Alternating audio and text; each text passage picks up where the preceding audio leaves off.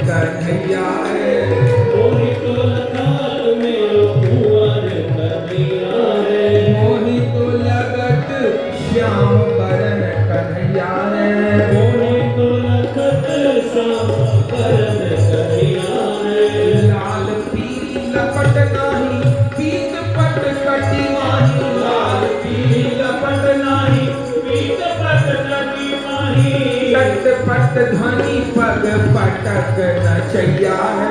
चटपट ध्वनि पग पटक नचैया है। मोहि तो लगत मेरो सामरो कन्हैया। मोहि तो लगत मेरो सामरो कन्हैया है। मोहि तो लगत मेरो सामरो कन्हैया। मोहि तो लगत मेरो सामरो कन्हैया है। आनंद हो गया बंधुओं। श्री नामदेव जी से लोगों ने पूछा, बोले ये कारा कारा धुआं नहीं है, ये तो श्याम वर्ण के श्याम सुंदर है, और ये लाल पीली जो लपट नहीं है, बोले लाल पीली लपट नहीं है, तो ठाकुर जी का पीतांबर है। और ये जो जलने में चटपट की आवाज आ रही है, ये तो ठाकुर जी पग पटक पटक के नाच रहे हैं। चटपट ध्वनि पग पटक नचैया है। और ये कह के नामदेव जी नाचने लगे। लोगों ने कहा ये आधा पागल भी नहीं, ये पूरा पागल भी नहीं, ये तो महा पागल हो चुका है। अब इसके पास कोई खड़ा रहा तो उसमें भी असर आ जाए, अब इसको यहीं छोड़ जाओ। तो नगर के लोग सब छोड़ के चले गए और श्री नरसिंह जी वहीं नाच रहे। भक्तमाली जी क्या लिखे, बोले रह गो अकेल। जब अकेले रह गए नामदेव जी तो क्या हुआ, बोले रह गो अकेल तो प्रगट भय आप प्रभु। रह गयो अकेल तो प्रगट भय आप प्रभु। और बोलत भी हंस दावानल को अचैया है। बोलत भी हंस दावानल को अचैया है। ठाकुर जी प्रकट हो गए और नामदेव जी से क्या बोले, घर को जलावे आग और नाम तू लगावे मेरो। घर को जलावे आग नाम तू लगावे मेरो। बड़ो है तू ढीठ बड़ो गाल को बजैया है। बड़ो है तू ढीठ बड़ो गाल को बजैया है। अरे घर को जलावे आग नाम तू लगावे मेरो। घर में आग लग गई, हादसा किसी के साथ भी हो सकता है। घर को जलावे आग नाम तू लगावे मेरो। और बड़ो है तू ढीठ बड़ो गाल को बजैया है। नामदेव जी ने कहा प्रभु एक बात बताओ। बोले पूछो। मैं किसका हूं? भगवान ने कहा मेरा परिवार किसका है? बोले वो भी मेरा है। मेरा घर किसका है प्रभु? बोले वो भी मेरा है। और घर के भीतर सामान किसका है? भगवान ने कहा वो भी मेरा है, क्योंकि तूने सब कुछ मुझे अर्पण कर रखा है। तो नामदेव बोले भी हंसी, यह है तुम्हारो भवन। नामदेव बोले भी हंसी, यह है तुम्हारो भवन। और बिन तुम्हारी अनुमति लहे या ही जरावे कौन। बिन तुम्हारी अनुमति लहे या ही जरावे कौन। हे मेरे ठाकुर, ये घर जब आपका है तो आपकी अनुमति के बिना इस घर में कौन आ सकता है? नहीं आ सकता। तो आप ही आए हो। भगवान ने कहा तू जीता मैं हारा। और फिर भक्तमाल में जी में क्या वर्णन है? बोले डारे बिना धूर बिनु पानी, पल में सबरी आग बिलानी। डारे बिना धूर बिनु पानी, पल में सबरी आग बिलानी। किसी ने ना पानी डाला ना धूल डाली, सारी आग शांत हो गई। नामदेव जी तो यहां भी जीत गए, लेकिन गांव वालों को बहुत गुस्सा। गांव वालों ने पंचायत करी, भैया इस नामदेव ने तो नाक में दम कर दिया। बोले कैसे? बोले उसके रोज की कहानियां नहीं खत्म होती। अरे घर में आग लग गई, किसी के साथ भी हादसा हो सकता है, और घर में आग लग गई, इतना बड़ा कांड हो गया। चलो हम लोगों ने पड़ोस के नाते सामान बचाया, और ये मूर्ख फिर बाहर से सामान उठा के अंदर डाल रहा है, और हमसे और कह रहा था कि क्यों तुमने मेरा सामान बचाया, मेरे घर तो ठाकुर जी आए हैं। सब गांव वालों ने पंचायत की, बोले अब इस नामदेव के घर पर छप्पर कोई नहीं बनाएगा जब तक ये माफी नहीं मांगेगा। जो भी छप्पर बनाने वाले, छत बनाने वाले लोग थे, माने सबने एका कर लिया, अब कोई नामदेव के घर में छत नहीं बनाएगा, छप्पर नहीं बनाएगा, घर की मरम्मत नहीं करेगा, जब तक ये गांव वालों से माफी नहीं मांगेगा कि मेरे से गलती हो गई, मुझे ऐसा सबको नहीं बोलना चाहिए था। गांव वालों ने कहा ठीक है, हम में से कोई मदद नहीं करेगा नामदेव की, कोई छप्पर नहीं बनाएगा। नामदेव जी को पता चला, नामदेव जी ने कहा कोई बात नहीं, मत बनाओ छप्पर। अरे मुझे लगता था थोड़ा घर में वायु का आदान प्रदान, जिसको कहते हैं क्रॉस वेंटिलेशन, कुछ कम था। अब ठाकुर जी कितना बढ़िया मेरा घर वातानुकूलित बना दिए, न खिड़की बची, न दरवाजे बचे, न छत बची, खूब खुली हवा आएगी, खुला पानी आएगा, खुली धूप आएगी। लोगों ने कहा ये तो हो चुका है पागल। करते करते 15 दिन बीत गए। अब नामदेव जी उसी घर, छत भी नहीं, दरवाजा भी नहीं, खिड़की भी नहीं। सर्दी के समय थे तो रात को ठंड भी लगती थी, लेकिन गांव वालों ने एका कर लिया, भाई कोई छत नहीं बनाएगा जब तक ये नामदेव क्षमा नहीं मांगेगा सबसे। लेकिन नामदेव जी अपनी मस्ती में, अरे घर वाले छत नहीं बनाए, गांव वाले छत नहीं बनाए, तो क्या हुआ, श्री नामदेव जी के जीवन की ये सबसे प्रसिद्ध घटना है बंधु। जैसे नरसिंह जी के जीवन की सबसे प्रसिद्ध घटना कि ठाकुर जी भाग भरे, ऐसे नामदेव जी के जीवन की सबसे प्रसिद्ध घटना कि ठाकुर जी आकर के उनके घर पर छप्पर डाले, ठाकुर जी आकर उनके घर पर छत बनाए। सबने एका कर लिया। अगली एकादशी फिर आ गई, नामदेव जी तो चले गए सब परिवार के साथ सत्संग करने, और पीछे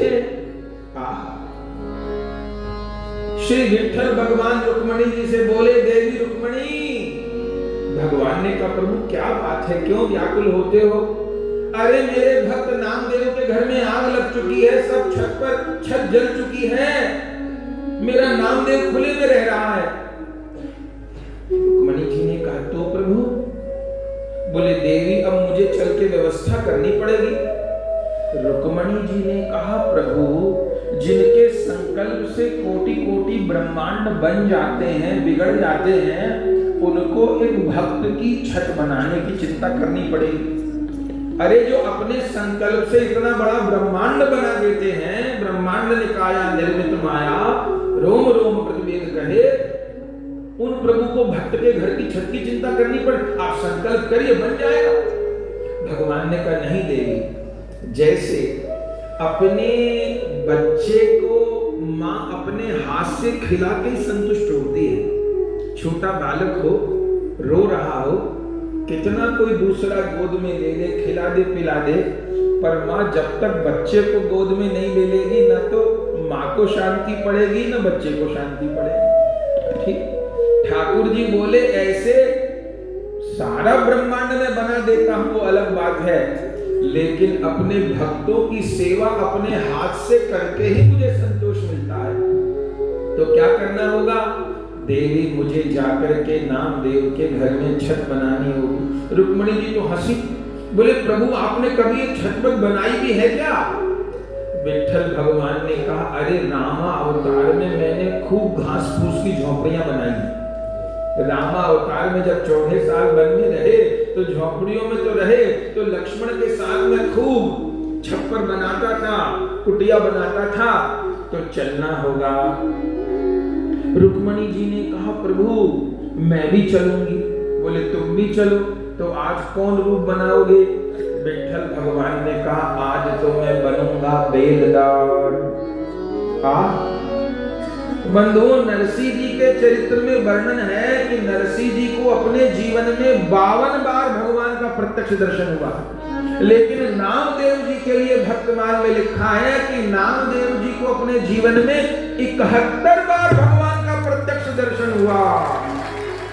माने ध्यान में कितना दर्शन हुआ वो तो खबर नहीं, प्रत्यक्ष जैसे हम आप एक दूसरे को देख रहे, व्यवहार कर रहे, ऐसे नामदेव जी को 71 बार। बंधुओं, ठाकुर जी बेलदार का रूप बनाए और रुक्मणी जी बेलदार की घरवाली का रूप बना लिया। ठाकुर जी ने सिर के ऊपर बांस और बल्ली रखी। रुक्मणी जी से ने कहा, भगवान ने रुक्मणी जी को कहा, देवी कुछ काम तुम्हें भी करना पड़ेगा, जब चल रही हो तो क्या करना पड़ेगा? बोले सिर पे रखो रस्सी, फूस रखो। तो रस्सी का गट्ठर धर लिया रुक्मणी जी ने सिर पे और बांस बल्ली धर ली ठाकुर जी ने और चले हैं महाराज। इस लीला को एक पद में पिरोया गया है, जरा गाइएगा और भावना की आंखों से दर्शन करिएगा इस लीला का। हो छापर हो की छापर की छापर नामदेव का छाने प्रभु बनी आए बेलदार। छापर नामदेव का छाने प्रभु बनी आए बेलदार। छापर नामदेव का छाने प्रभु बनी आए बेलदार।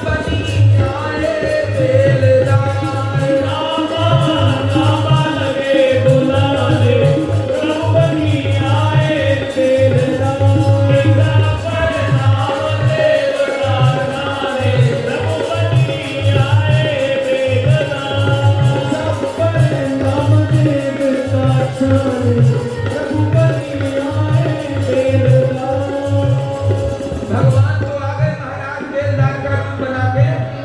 और नामदेव जी कहाँ थे? नामदेव जी तो कीर्तन करने गए हुए थे। नामदेव करे नाम कीर्तन रहे कृष्ण गुण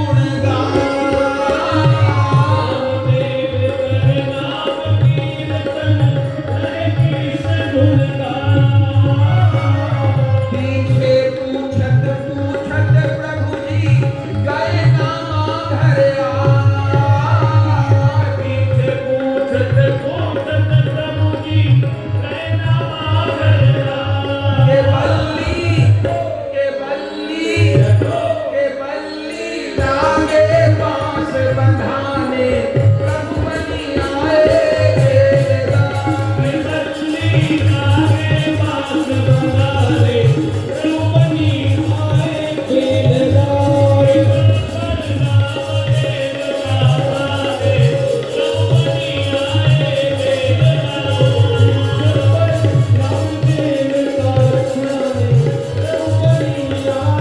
बेलदार क्या कहना महाराज। एकादशी की रात्रि नामदेव को गए थे कीर्तन में। सब गांव के लोग सोए थे कि रात में ही ठाकुर जी आ गए। नामदेव करे नाम कीर्तन रहे कृष्ण गुण गाई। और पीछे पूछत पूछत प्रभु गए नामा के घर आई। और लागे बल्ली बांस बंधाने प्रभु बनी आए बेलदार। क्या करने लगे ठाकुर जी? बोले ऊपर चढ़ के नंद लाल रहे बल्ली बांस बंधाए। ऊपर चढ़ के नंद लाल रहे बल्ली बांस बंधाए। बांस फूस रस्सी नीचे से रुक्मणी रही गाय। बांस फूस रस्सी नीचे से रुक्मणी रही ठाकुर भक्त के अधीन हो के क्या क्या नहीं किए। भगवान दीवार पे चढ़ करके बल्ली बांध रहे। अरे जिनके संकल्प से अनंत अनंत ब्रह्मांड बन जाए वो नामदेव का घर नहीं बना सकते। जिनके एक एक रोम में अनंत ब्रह्मांड है। पर वही उदाहरण दिया, माँ को अपने छोटे बालक को खुद प्यार करके संतोष होता है। ज्ञानी भगवान के बड़े बेटे हैं पर भक्त भगवान के छोटे बालक हैं। नंद लाल रहे ऊपर चढ़ के बल्ली बांस बनाए। भगवान बल्ली बांस बांधने लग गए, छत का आधार बनाने लग गए। और बांस फूस रस्सी नीचे से रुक्मणी रही। श्री रुक्मणी जी नीचे से बांस पकड़ा रहे हैं, रस्सी बना पकड़ा रहे हैं। अरे और देव, अरे और देव, उचक उचक करके रुक्मणी जी दे रही हैं। और दोनों क्या करने लगे? अनोखी लागे छत बनाने प्रभु बनी आए बेलदार। अनोखी लागे छत बनाने प्रभु बनी आए बेलदार। क्या कहना? अरे आधी रात में भगवान बहुत बढ़िया छत बना दिए। बल्ली बांस बांध के बढ़िया छत बना दिए। रुक्मणी जी ने कहा प्रभु काम हो गया। भगवान ने कहा भी क्या हो गया? बोले प्रभु छत तो बन गई। ठाकुर जी ने कहा वो तो मैंने बनाई है।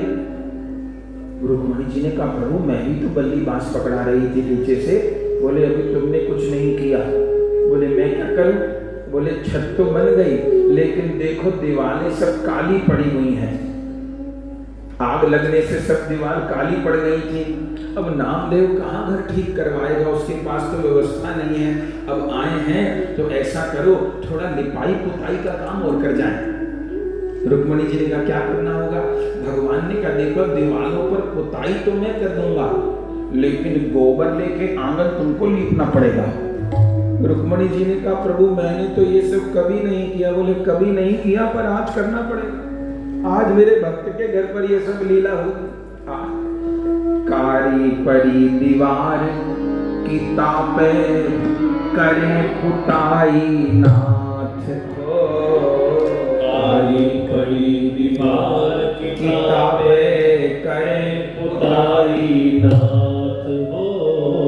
गोबर लीप रही आंगन में रुक्मणी जी निज हाथ हो। गोबर लीप रही आंगन में रुक्मणी जी निज हाथ। कि दो घर को लगे सजाने प्रभु बलि आए बेलदार। घर को लगे सजाने प्रभु बलि आए बेलदार। नाम देवता जाने प्रभु बलि आए बेलदार। नाम देवता जाने प्रभु बलि आए बेलदार। लिपाई पुताई की